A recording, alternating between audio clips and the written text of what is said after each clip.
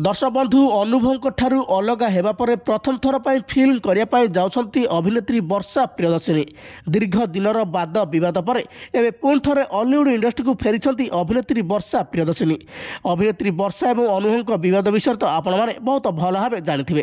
दीर्घ दिन धरी उभयर डिवोर्स मामला कोर्टे चली आसाला हेले जितेबाला कोर्ट को राय आसी अभिनेता अनुभव महांती और वर्षा प्रियदर्शिनी परस्पर ठारू अलग हो डिवोर्स नहीं पारे पर एवं वर्षा प्रियदर्शिनी पुणी थे कर्म क्षेत्र को फेरी अनुभव ठारू अलग हेबा पर प्रथम थर पर ओडिया फिल्म करने जाउछंती। यार घोषणा अभिनेत्री वर्षा प्रियदर्शिनी 2 दिन तले करिसेंती।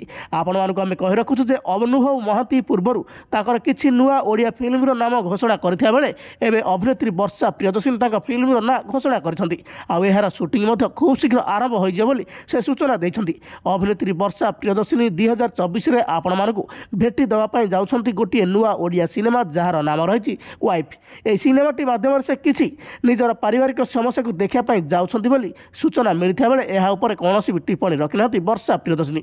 से भाई अभिनेता अनुभव महांतीकर 2024 में आसापी जाऊँगी नुआ ओडिया सिनेमा रावण। यार किसी शूटिंग हो सारी बेले एवं आहरी किसी काम बाकी अच्छी। आपण मैंने उभय को एवं फिल्म परदार देखापी जाउछंती। निजर पारिवारिक मामला को नहीं सबुबले चर्चार रही आसुथिबा वर्षा और अनुभव एवं फिल्म में मुहांमुही होगापी जाउछंती। 2024 में आपण मैंने दुईंकर 2टी नुआ ओडिया सिनेमा देखापी जाउछंती।